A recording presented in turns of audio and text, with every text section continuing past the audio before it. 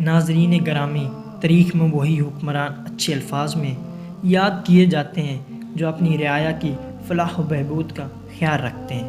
برصغیر پاک و ہند کی تاریخ میں ایک ایسے ہی بادشاہ کا ذکر ملتا ہے کہ اگر ترازو کے ایک پلڑے میں اس بادشاہ کے مختصر سے دور حکومت کو رکھا جائے اور دوسرے پلڑے میں پوری مغل سلطنت کو، تب بھی اس بادشاہ کا پلڑا بھاری ہی رہے گا۔ میں بات کر رہا ہوں ہندوستان کی ایک قابل ترین انصاف پسند فرما رواں شیر شاہ سوری کی، جنہوں نے مغل بادشاہ بابر اور اس کے بیٹے ہمایوں کے درمیان صرف 5 سال ہندوستان پر حکومت کی، اور ان 5 سالوں میں شیر شاہ سوری نے عوامی خدمات اور فلاحی منصوبوں کی ایسی مثالیں قائم کی کہ آج صدیاں گزر جانے کے باوجود بھی ان کے اثرات ہندوستانی تہذیب میں جو کہ توں موجود ہیں۔ کچھ لوگ شیر شاہ سوری کو مغلوں کا غدار کہتے ہیں۔ ان پر یہ الزام عائد کرتے ہیں کہ شیر شاہ سوری نے دوسرے مغل بادشاہ ہمایوں سے حکومت چھین کر اسے در بدر کر دیا، لیکن اس دور میں تخت و تاج حاصل کرنے کا یہی رواج تھا کہ جو زیادہ طاقتور، جرأت مند اور اہل ہوتا وہی عنان حکومت سنبھالتا، جبکہ مغل بادشاہ ہمایوں کسی شعبے میں شیر شاہ سوری کی برابری نہ کر سکتا تھا۔ پہلے مغل بادشاہ ظہیر الدین بابر میں یہ تمام جوہر موجود تھے، تب ہی تو وہ فرغانہ سے چل کر آیا اور دہلی پر قابض ہو گیا۔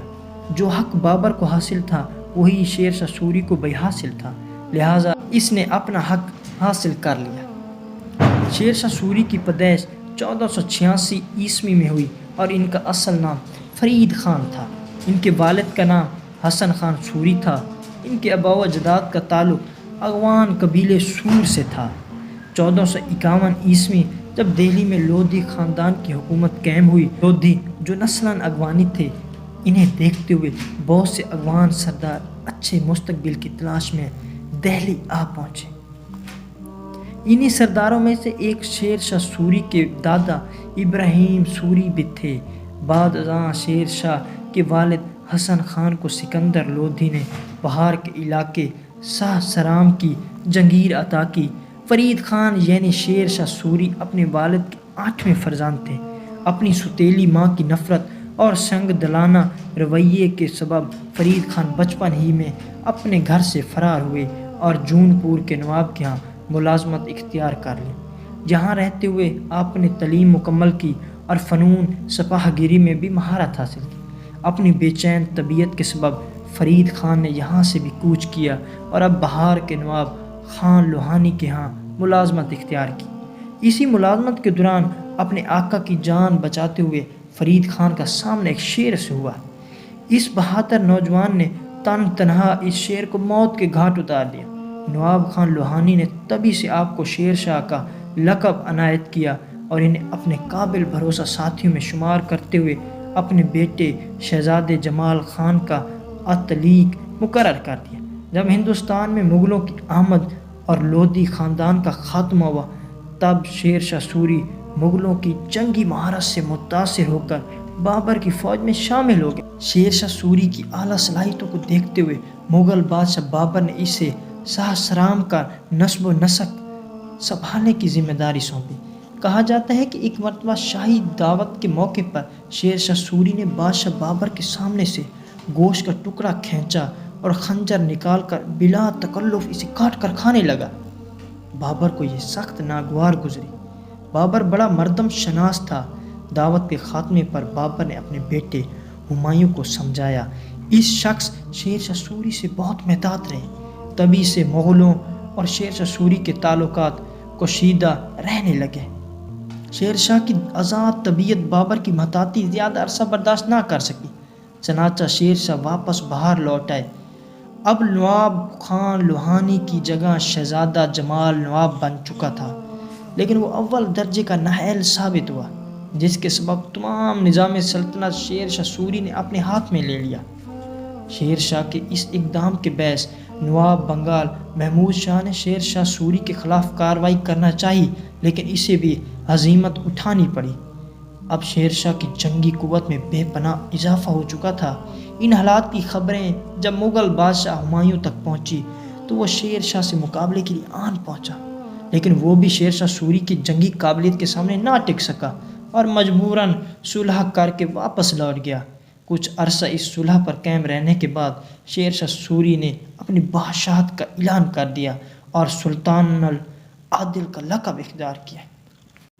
اب مغل بادشاہ ہمایوں نے 1540 میں دوبارہ شیر شاہ سوری پر حملہ کیا اور ایک بڑی شکست سے دوچار ہوا۔ اس شکست کے بعد سارا شمالی ہند کا علاقہ شیر شاہ سوری کے ذیل تسلط آ گیا اور بادشاہ ہمایوں اپنی جان بچا کر بھاگنے پر مجبور ہوا۔ شیر شاہ سوری کو حکومت کرنے کے لیے بہت ہی کم وقت نصیب ہوا اور اس دوران بھی وہ مختلف جنگی مہموں اور بغاوتیں کچلنے میں مصروف رہا۔ ان تمام تر باتوں کے باوجود شیر شاہ سوری کے فلاحی کارنامے ہندوستان کے کسی بھی فرما رواں سے کہیں زیادہ ہیں، جن میں سے سب سے بڑا کارنامہ شاہراہ اعظم جرنیلی سڑک، جسے موجودہ دور میں گرانڈ ٹرنک روڈ کہا جاتا ہے، کی تعمیر ہے۔ یہ جو آج انڈیا اور پاکستان میں روپیہ نامی کرنسی کا چلن عام ہے، اسے متعارف کروانے والے بھی شیر شاہ سوری ہی تھے۔ اس کے علاوہ سلطنت میں امن و امان قائم کرنا، تجارت کو فروغ دینا، کسانوں کو سہولتیں فراہم کرنا، ڈاک کے نظام کی اصلاح کے ساتھ ساتھ شیر شاہ سوری کا سب سے بڑا کارنامہ تمام ریاست میں عدل و انصاف پر مبنی معاشرہ قائم کرنا۔ شیر شاہ سوری کا عہد نامہ نامی کتاب میں ان کی منصف مزاجی کا ایک قصہ درج ہے، جسے سن کر پوری سلطنت کانپ اٹھی تھی۔ جب یہ واقعہ انگریز مورخ الفنسٹن نے بھی اپنی کتاب میں درج کیا ہے۔ واقعہ کچھ یوں ہی ہے۔ ایک بار سلطان شیر شاہ سوری کا بیٹا محمد شاہ عادل ہاتھی پر بیٹھا آگرہ کی گلیوں میں گھوم رہا تھا۔ اس نے دیکھا ایک حسین و جمیل دوشیزہ اپنے غسل خانے میں نہا رہی ہے۔ شہزادے اس منظر میں ایسا مہو ہوا کہ ہاتھی وہیں روک کر کھڑا ہو گیا اور ایک اوباش کی طرح ایک پان کا بیڑا اٹھا کر اس کے جسم پر مارا۔ وہ مہاجن کی بیوی اور ایک حیادار خاتون تھی۔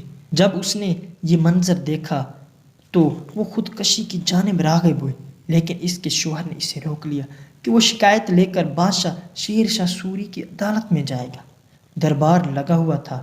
مہاجن نے بھرے دربار میں جا کر دہائی دی اور شہزادے کی بے باکی کا یہ تمام واقعہ کہہ سنایا۔ یہ سنتے ہی شیر شاہ سوری سخت غضبناک ہوئے اور حکم جاری کیا، یہ مہاجن ہاتھی پر بیٹھ کر محمد شاہ عادل کے گھر جائے اور اس کی بیوی یعنی خود شیر شاہ سوری کی بہو کو برہنہ کر کے اس کے سامنے لایا جائے اور یہ مہاجن بھی اس کی طرف پان کا بیڑا پھینکے۔ یہ سن کر پورا دربار کانپ اٹھا۔ عمرا اور اراکین نے شہزادے کی نموز کی خاطر سفارشیں کی، لیکن شیر شاہ سوری کا حکم اٹل تھا۔